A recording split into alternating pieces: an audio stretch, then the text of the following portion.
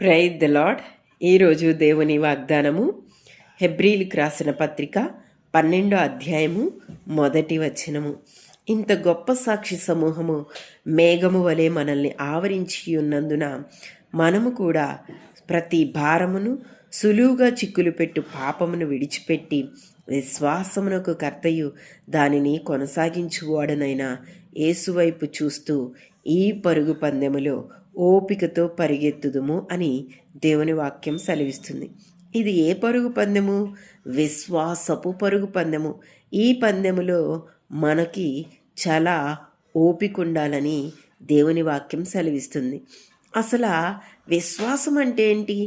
లేనిది ఉన్నట్టుగా నమ్మడమే విశ్వాసము. అబ్రహాము దేవుని నమ్మెను, అది అతనికి నీతిగా ఎంచబడినని దేవుని వాక్యం సెలవిస్తుంది. అబ్రహాము విశ్వాసం వలన పునాదులు కలిగిన పట్టణాన్ని స్వతంత్రించుకున్నాడు. మరి విశ్వాసం మనకు ఎలా వస్తుంది?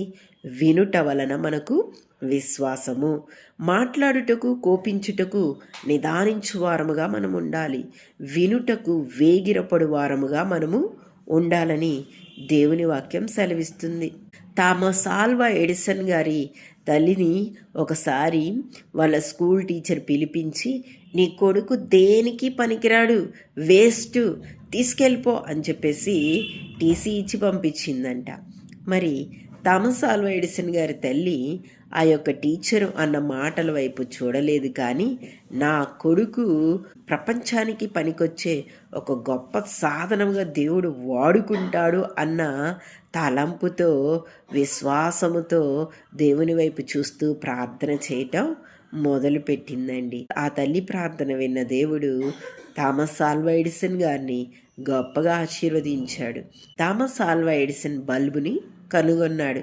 మరి ఆయన ఒక సాక్ష్యం చెప్తారు, బల్బుని నేనే కనిపెట్టాను, కానీ నన్ను వెలిగించింది మాత్రం దేవుడే అని థామస్ ఆల్వా ఎడిసన్ గారు గొప్ప సాక్ష్యము చెప్పినట్లుగా మనము చూస్తూ ఉన్నాం. హెబ్రీలకు రాసిన పత్రికలో చూస్తే విశ్వాసవీరుల జాబితా ఉంది.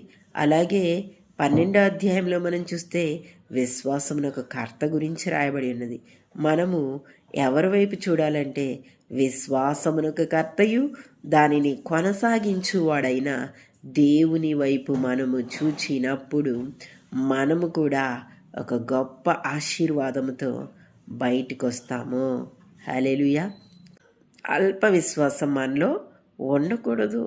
దేవుని వైపు చూస్తూ మన విశ్వాసాన్ని రోజు రోజుకి అభివృద్ధి పరుచుకుంటూ దేవుడిచ్చే దైవ ఆశీర్వాదాలు మనం పొందుకోవాలి. ఆమేన్.